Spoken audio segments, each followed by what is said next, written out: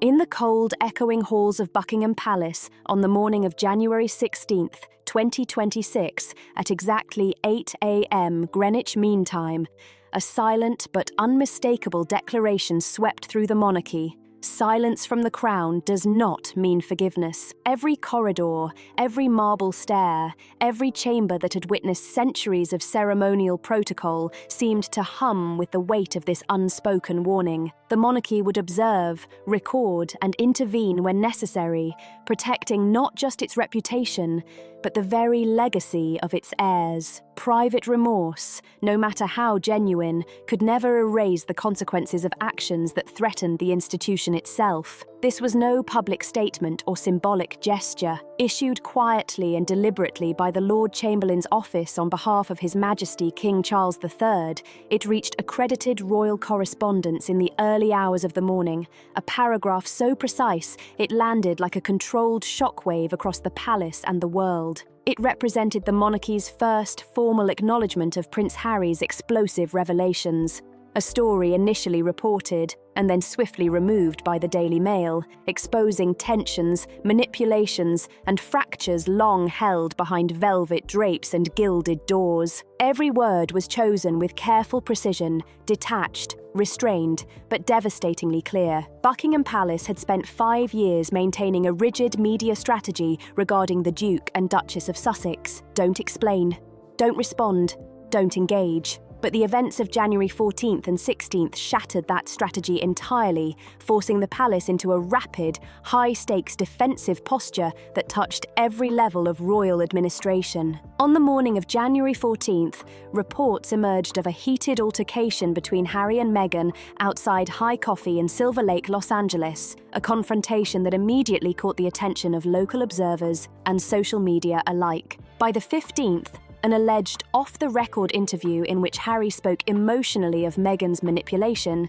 and the orchestrations of Marcus Anderson had leaked to the press, igniting a storm of speculation that quickly reached the corridors of power in London. By the next dawn, January 16th, Harry had already moved out of the Montecito residence and was reportedly initiating preliminary legal steps toward guardianship petitions for Archie and Lilette. According to senior sources in the Lord Chamberlain's office, the situation had escalated beyond a private family matter. It had become an institutional crisis, implicating legacy, reputation, and child welfare. Silence at that point was not just imprudent, it was a threat to the integrity of the monarchy itself. King Charles III is said to have convened an emergency briefing late on the night of January 15th, attended by Sir Clive Alderton, Princess Anne, already briefed on intelligence files relating to Marcus Anderson, Prince William, who requested full documentation but refused to speak publicly,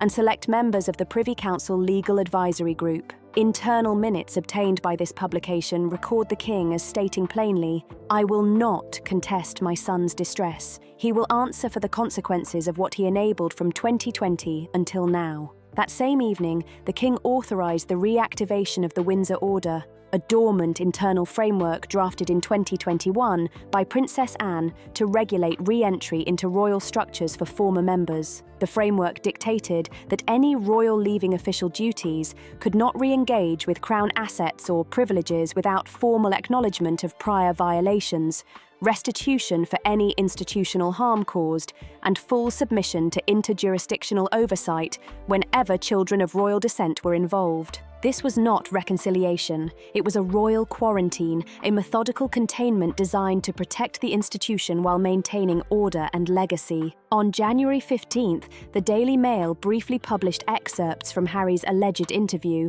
in which he referred to Meghan as a strategist rather than a free spirit or victim, admitting, "I thought she was." He identified Marcus Anderson as the engine behind her public life, the man who controlled access, impression, and influence. Although the article was deleted by noon under legal threat, it had already been captured and archived at Windsor House under the label Duke of Sussex, Self-Testimony, Unvetted Disclosure, January 2026, signalling a monumental shift. Harry's words were now formalized as public testimony subject to institutional review, not private family discussion. On the same day, King Charles signed an internal memorandum titled Restoration Through Accountability, initiating a three-tiered response to ensure no misuse of titles or imagery by third parties, freeze all access to Windsor estates for non-active royals, and mandate psychological assessments by royal paediatric advisors for Archie and Lilette should they enter UK territory.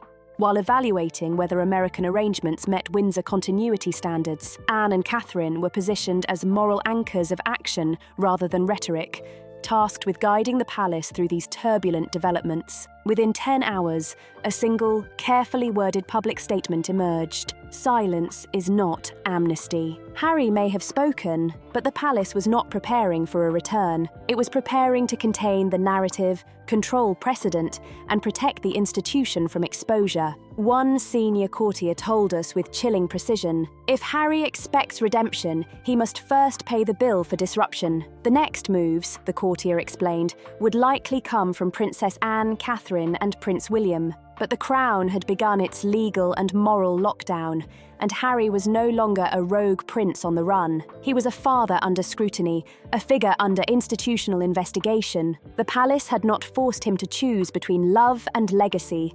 It had simply waited for him to recognise the difference. That same day, Princess Anne shocked veteran royal correspondents by breaking with protocol at the Royal Regiment ceremony on the parade grounds of the 1st Royal Tank Regiment. She issued a direct, uncompromising statement about her nephew's revelations concerning Meghan Markle and Marcus Anderson. When asked by a Telegraph journalist whether she had reviewed Harry's statements, her response was immediate, cold, and precise. "Of course I read it. No, I am not surprised. We've known about Marcus Anderson's influence for years. This was always going to happen. The only variable was when. Marcus Anderson, global membership director of Soho House, had long existed as a ghost in royal circles, photographed yet officially unacknowledged. Anne's revelation confirmed what many had suspected. Anderson had been known to palace intelligence long before the public ever learned his name. Sources confirm that in October 2018, a dossier titled Unvetted Access Patterns, M. Anderson was delivered to Princess Anne's private office, detailing surveillance of Anderson at secured royal locations during unsanctioned hours, travel logs showing parallel movements with Meghan across North America and Europe, and financial trails connecting him to boutique hospitality firms used for private meetings, including Mira Dusk, Ltd., later flagged in palace audits. Asked if she regretted not speaking sooner, Anne responded sharply, "One does not announce what one is already observing. You speak when the illusion breaks, not before." She referenced Harry's statement, "I wasn't seduced, I was recruited," adding that it was the first thing he had said in 5 years that wasn't scripted for someone else's image. She also cited previously dismissed warnings, including those of Sarah Ferguson, the Duchess of York, in late 2025, warnings about shadow networks and asset manipulation that had been dismissed as emotional speculation. Anne left no ambiguity. Patterns must be recognised and institutional memory cannot be ignored. Palace aides confirmed that Anne had personally requested a full retrospective review of all Marcus Anderson-linked access to royal properties and events between 2016 and 2022, including the notorious Babington House footage from 2018. Her closing words were unambiguous. "We are not evaluating whether Harry returns. That is not the priority. The priority is that we do not institutionalize a mistake by disguising it as reconciliation." Privately, she reminded King Charles, "Sympathy is personal.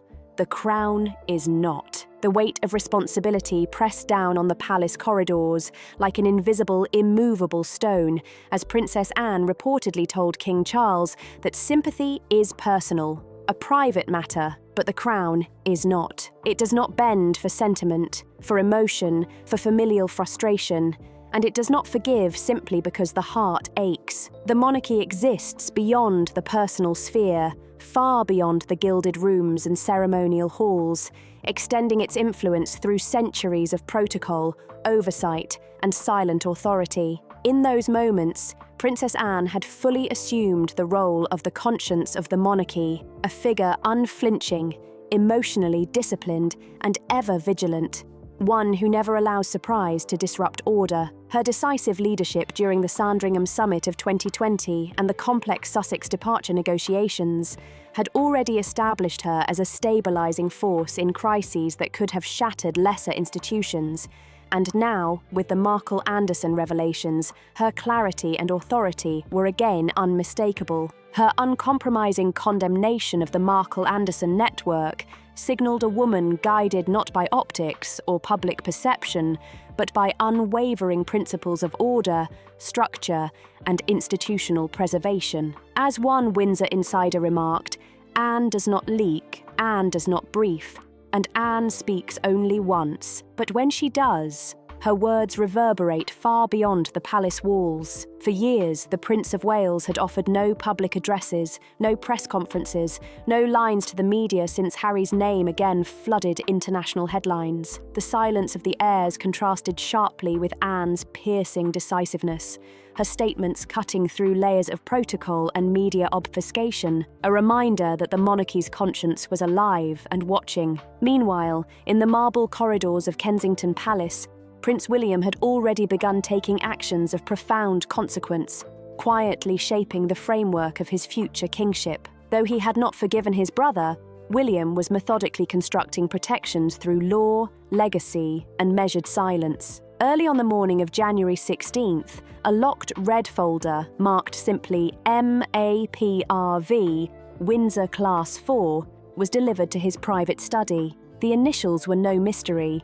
Marcus Anderson, now globally infamous after Harry's disclosures, had become the nucleus of an internal security audit initiated by William himself. The folder contained a complete transcript and enhanced surveillance footage from Babington House in April 2018, chronicling Marcus and Meghan's arrivals past midnight, coupled with internal memos detailing Anderson's unvetted presence at royal-adjacent events from 2016 through 2021. Flagged financial trails from Mira Dusk Ltd, the hospitality shell company linked to Soho House-sponsored gatherings, were also included, alongside cyber records cross-referenced with Harry's security detail, confirming Anderson's presence at multiple sites previously unknown to Harry. William scrutinised the contents in full, then issued a sealed directive to his private secretary. This was no personal vendetta against Harry, he emphasised silently. This was a matter of institutional integrity. Marcus Anderson was no longer a ghost in the palace corridors. He was a liability, a variable that could jeopardise the monarchy's future if left unchecked. Sources confirm that Catherine,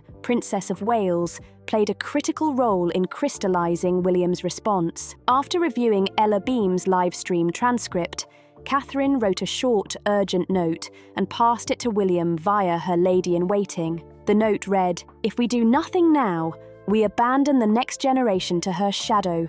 Not his mistake, William." The prince, who had until then avoided mentioning Marcus even in private, reportedly paused over the note, considering its weight, before replying with quiet resolution, "Then we don't protect the brother.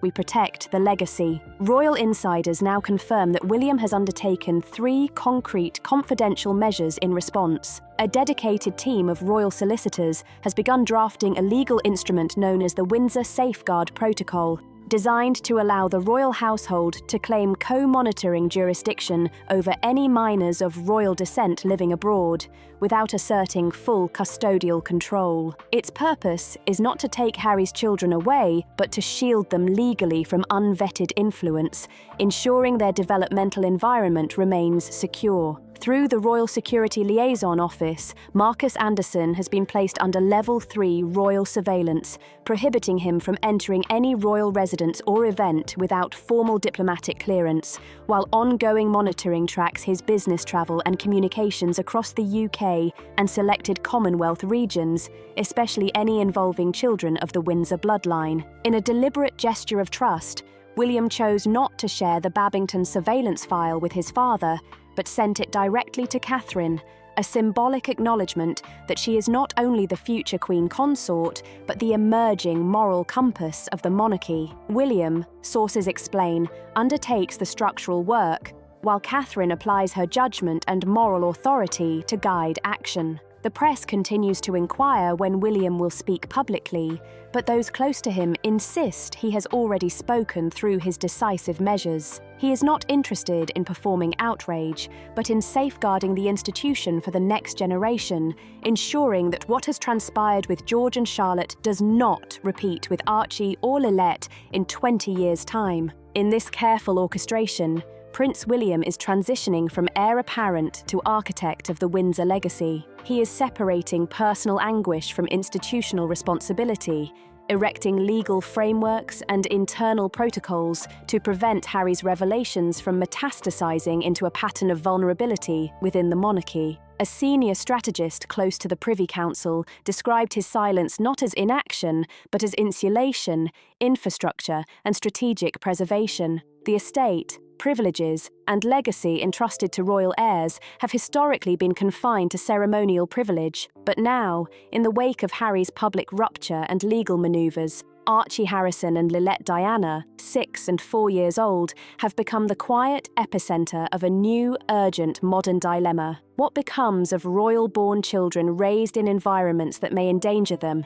And how does the Crown ensure their protection without repeating past mistakes? Though the monarchy has not issued a public response, within the secure chambers of Windsor and Clarence House, a new doctrine has quietly emerged, one that could define the lives of Archie and Lilette for years to come. Multiple legal sources confirm that Harry has formally begun assembling cross-border guardianship petitions to establish shared oversight of his children between California family courts and British legal counsel, seeking seasonal residency at Windsor Estate during key developmental windows, access to Crown educational and mental wellness resources, and a controlled interface with royal structures. Harry is not pursuing sole custody or attempting to relocate the children permanently to the UK. Rather, his stated intent is to shield the next generation from the shadows he helped create. Palace officials, however, are scrutinising these claims with extreme caution. At an emergency session of the Royal Advisory Panel on January 16th, convened by King Charles and attended by Princess Anne and Prince William, discussions focused on the precise question: how do we protect the children without protecting the damage? Out of that session emerged the Young Legacy Doctrine, a child-centered framework built on 3 guiding principles: institutional oversight of minor royals, mandatory third-party psychological assessments for any extended UK residency, and strict media silence in all dealings. Parental consent is conditional, and any contact from Marcus Anderson or affiliated parties is strictly prohibited. Implementation is already underway. St George's School at Windsor Castle has been discreetly briefed to prepare short-term learning modules for Archie and Lilette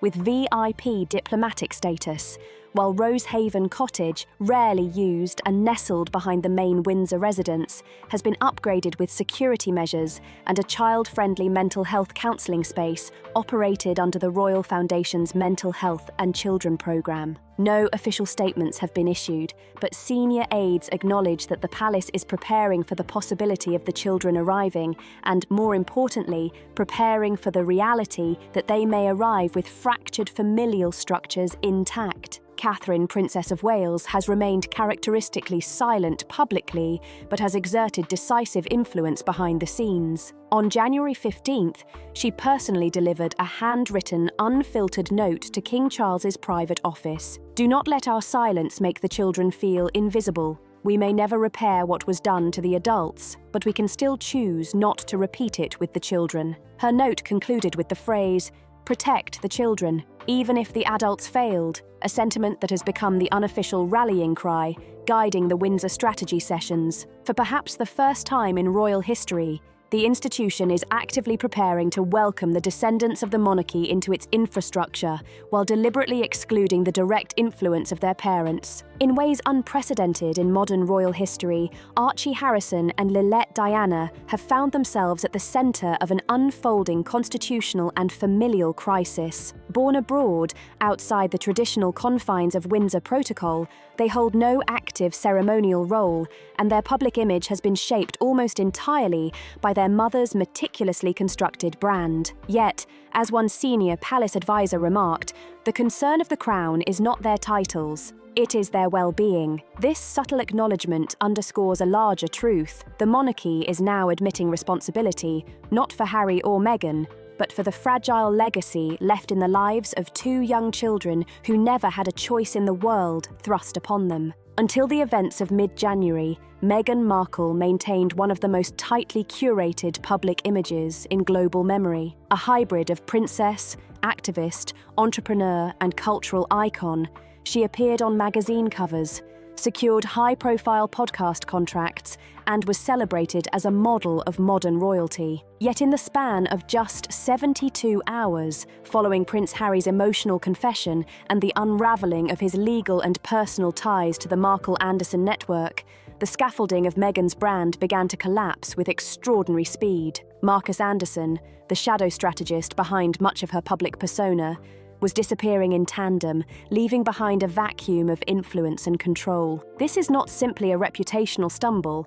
It is a coordinated retreat from both elite social circles and commercial entities that once courted her approval. By January 15th, only hours after the Daily Mail deleted the controversial article exposing Harry's revelations, a stark, black image appeared on Harry's social media thread. White text read, "I'm done playing the role you wrote for me." It remained visible for only 19 minutes, yet in that brief window, Hollywood's most powerful publicists, talent agencies, and press bureaus received a chilling, unmistakable signal. The narrative was being reset. As one PR strategist put it, this was not merely a personal withdrawal. This was a deliberate, systemic dismantling of a brand once synonymous with Netflix, Spotify, Dior, and Soho House. Within the next 48 hours, a cascade of corporate withdrawals quietly ensued. Netflix removed the planned Arco Wells legacy documentary from its internal release schedule. Kwana, a luxury fashion brand tied to Meghan's philanthropic initiatives, scrapped 2 high-profile campaign launches. Spotify confirmed that negotiations for future projects had ceased, and Vogue US quietly removed a feature story entitled "The New Era of Meghan" from its editorial calendar. Insiders emphasized that this was not casual distancing. This was a surgical dismantling of trust. The message across corporate networks was clear. No one wanted to be associated with potential fallout. No one wanted to risk becoming the next RQL casualty. Marcus Anderson, once the omnipresent fixer and strategist behind Meghan's empire, effectively vanished. His presence was erased from Soho House records, private events, and internal communications. His financial vehicle, Mira Dusk Ltd, flagged in multiple due diligence audits, is under internal review. Industry observers note that Anderson is not being scapegoated. He is being removed, excised quietly to prevent any further influence or reputational risk. No hashtags rage, no protests form, no viral campaigns rage in his or Meghan's defense. The elite network simply closes the door, silently, methodically. Even Meghan's previously loyal online audiences across platforms like X, Reddit, and YouTube began to shift. Fan pages once brimming with affection now questioned the authenticity of the narrative. Was this a love story or a calculated launch strategy? Was vulnerability authentic or orchestrated? One commentator summarized the mood succinctly: "No hate, just not buying the brand anymore." With Harry's confession, "I wasn't seduced, I was recruited," and the mounting evidence of Marcus Anderson's shadow influence, the carefully constructed archetypes of Meghan as underdog, modern royal, global advocate, and devoted mother have all been compromised, leaving a fractured, collapsing public image. Throughout this, the monarchy has maintained deliberate silence. No briefings, no statements, no public attempts to explain or defend. Palace insiders confirm that this is strategic. The collapse is allowed to unfold organically, without celebration, vindictiveness, or interference. As one courtier explained, "Let the world draw its own conclusions. We don't need to say a word." Prince Harry, by contrast, has broken from silence. His confession, initiated in the quiet of Silver Lake, has now escalated into formal legal action, cross-border memoranda, and petitions designed to ensure oversight over the youngest members of the Windsor lineage. The focus has shifted entirely. Forgiveness, reconciliation, or restoration of status is no longer the question. The singular, pressing concern is the protection and stability of Archie Harrison and Lilette Diana. Multiple legal sources on both sides of the Atlantic confirm that Harry is preparing to file a dual jurisdiction petition for shared guardianship, seeking co-residency provisions, structured developmental oversight, and institutional support from both UK and California authorities. The filing will include requests for seasonal residency at Windsor Estate, controlled schooling, wellness resources, independent investigations into Marcus Anderson's influence, and testimonies from aides like Ella Beam, who have observed the children in unprotected business-adjacent settings. The petition does not aim for sole custody, but instead asserts the need for protective oversight. Internal palace documentation, prepared in anticipation of the filing, has outlined the Royal Guardianship Protocol, safeguarding without reinstatement, which maintains three critical principles. Any access granted to the children does not confer privileges or status to the parents. Legacy care must be determined by standards, not sentiment. Decisions regarding schooling, public exposure, and housing will be made jointly by legal, medical, and royal advisors. Marcus Anderson's future contact is explicitly restricted. Any breach could trigger revocation of co-guardianship arrangements. Driving the palace's position are three pivotal figures: Princess Anne, who first identified Anderson as a structural risk, Prince William, architect of the Windsor Safeguard Protocol, and Catherine, Princess of Wales, whose handwritten directive to the King, protect the children even if the adults failed, has become a guiding principle of the palace's strategy. This alliance is strategic, not emotional, and for the first time in recent memory, there is no internal division within the senior Windsor circle. Legal filings are expected in Los Angeles County Family Court by January 24th, with a preliminary hearing scheduled shortly thereafter. Should the UK High Court's Family Division become involved, it will be a historic exercise of protective jurisdiction, not seen since the 1936 abdication crisis. The monarchy does not seek ownership of the children, but rather legal clarity and safeguarding of the lineage against further exploitation. Meghan Markle remains silent, her social media dormant, her representatives refusing comment. Marcus Anderson has not been seen publicly, but his absence does not insulate her from institutional consequences. Whether she resists or complies, the costs are profound. Harry's confession has shifted the balance of responsibility to the Crown, which now asserts its authority not in the name of unity, but in the name of protection. The red lines are drawn. The legal and moral mechanisms are in motion. Harry has acted, and the machinery of oversight, protection, and history is now moving inexorably toward resolution. If you want to stay up to date on every twist in this unprecedented royal saga, every legal maneuver, and the unfolding future of Archie and Lilette, don't forget to comment and subscribe for all the latest insights, behind-the-scenes updates, and exclusive analyses as the Windsor family's story continues to rewrite itself before the world's eyes.